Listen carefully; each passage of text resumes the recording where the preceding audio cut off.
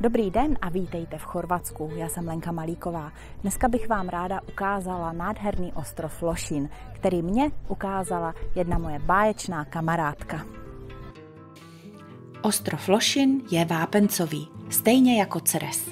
Má rozlohu 75 km čtverečních, což ho činí 11. největším ostrovem na Jadranu z celkových 79 obydlených. Na ostrov se dostanete trajektem, který jede z Brestové do Poroziny 20 minut. Další trajekt jezdí z ostrova Krk. Poté projedete ostrov Ceres a jste na Lošinu. To bychom měli pár faktů na začátek a já navrhuji podívat se na ostrov z výšky. Z nejvyššího bodu ostrova, z Televríny. Dobré ráno. My jsme se dneska rozhodli vyrazit na výlet na nejvyšší kopec ostrova Lošín na Televrínu, která má 588 metrů, takže vyrážíme o 7:30 ráno od městečka Nerezíne. Cesta je docela kamenitá a nezapomeňte sledovat tyto značky. Jednoduše se může stát, že sejdete z cesty.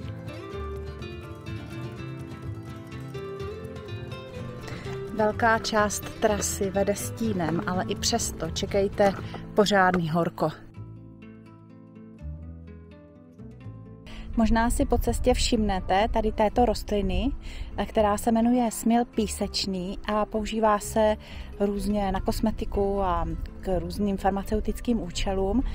Krásně voní a dává vůni celému ostrovu.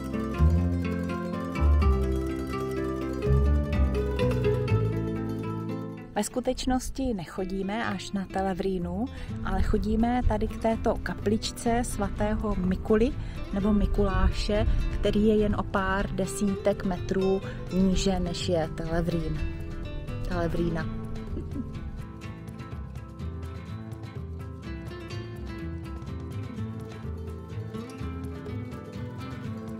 Vycházka na hřeben Osorčica patří mezi velmi atraktivní a vyhledávané díky svým výhledům, které nabízí.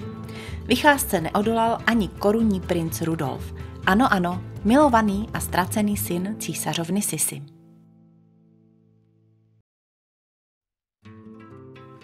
Největší město ostrova je Malý Lošín. Do poloviny 13. století byl Lošín téměř neobydlený. To se změnilo v 19. století, kdy se vyvinul na přední námořní velmoc a stal se hned po Terstu druhým nejvýznamnějším přístavem na Jadranu. Obyvatelé Lošíně byli známí pro svou dovednost při stavbě loděnic, ale také jako nejlepší námořníci ve Středozemí. V té době byla vytyčena podoba města, která se dochovala dodnes. 19. století přináší počátky turismu a na ostrově se začíná rozvíjet zdravotní turistika. Ministerstvo zdravotnictví Rakouska-Uherska vyhlásilo Lošín klimatickými lázněmi. V té době vznikla řada vil a letních rezidencí.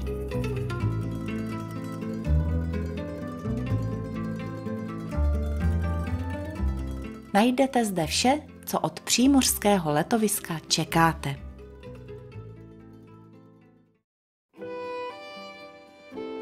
Mimořádné, delikátní, jedinečné, romantické, prostě nádherné. Takové je vyhlídkové místo Providenca s restaurací a naučnou stezkou. Ochutnáte vynikající lokální dobroty, víno a užijete si překrásný západ slunce. Rezervace je nutná a podmíněná minimální útratou, ale tento zážitek patří k nejlepšímu, co můžete na Lošínu zažít. Je zde myšleno na dřívější námořníky a jejich lodě a každý stůl má svůj příběh a je pojmenován po jednom námořníkovi nebo po jedné lodi.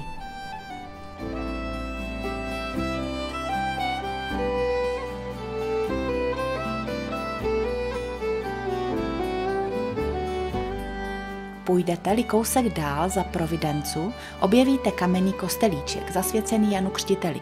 I tato vycházka stojí za to.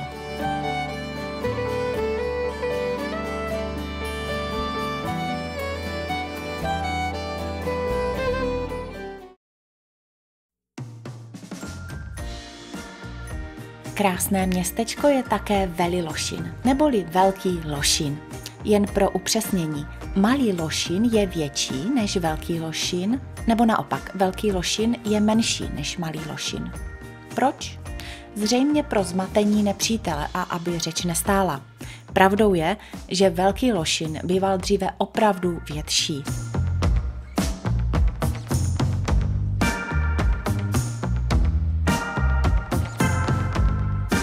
Z Velkého do Malého dojdete přibližně za hodinku po chodníčku kolem moře.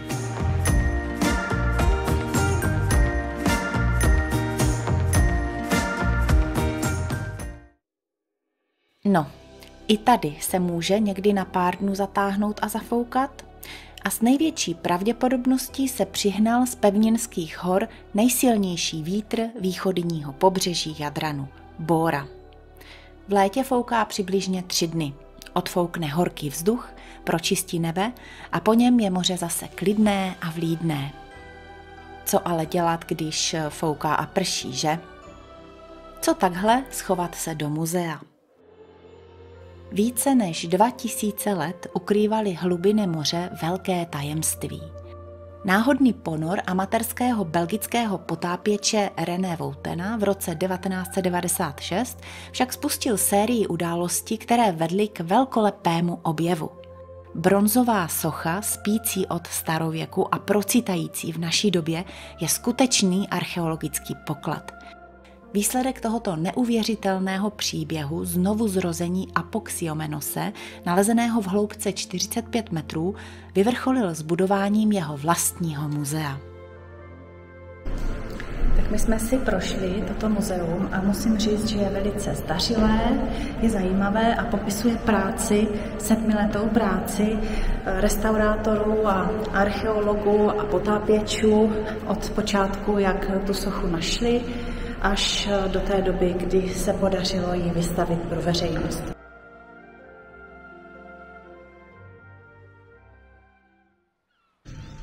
Na chorvatském pobřeží v každém městě a vesnici najdete nějakou rybárnu nebo rybí trh.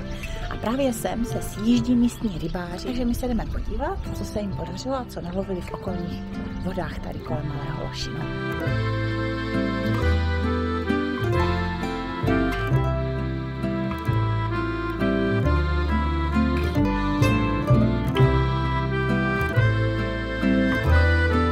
Nakoupila jsem slávky, olihně a ryby.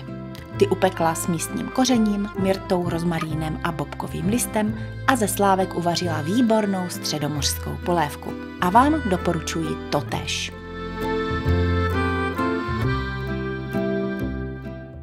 Nudí vás jenom ležet na jednom místě a nic nedělat? Žádný problém. V přístavu si můžete půjčit kolo a zajet se podívat do části ostrova zvané Čikat, kde je kemp, mnoho možností koupání, restaurace a luxusní vilky.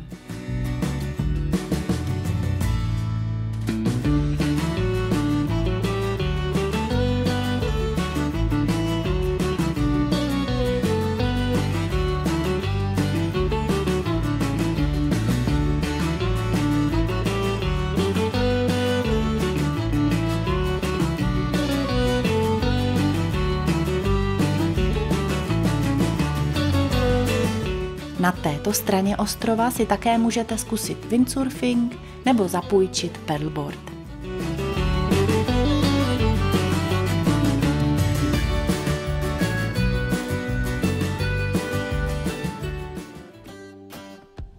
A když už nevíte, co by, tak se běžte toulat a objevujte různá zákoutí. Hlavně se toulejte opatrně. Loš znamená v chorvatštině nedobrý, pustý ostrov. Nenechte se však zmást historickým názvem. Lošín je dnes právem označován jako ostrov vitality. Sluníčku se můžete vystavovat přes 260 dnů v roce.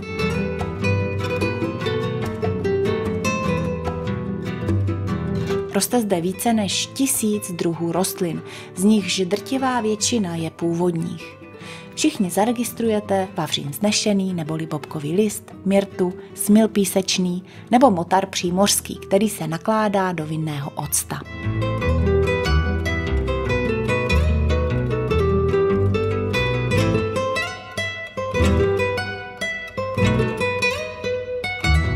Pod vodou se vám naskytne úžasná podívaná na hejna drobných rybek nebo třeba i žlutou houbu komínovou. Kolem soustroví Cres Lošin vykukuje z moře mnoho dalších ostrovů a ostrůvků, které můžete prozkoumat na výletě lodí. Buď si pronajmete svůj člun, nebo se přidáte na společnou celodenní plavbu po ostrovech. Okolní vody jsou domovem pro komunitu delfínů skákavých, čítající kolem 150 kusů. To je pro dnešek všechno. Děkujeme za shlédnutí, nezapomeňte si zatrhnout odběr, ať vám neutečou žádná další videa a napište nám dolů pod video komentáře.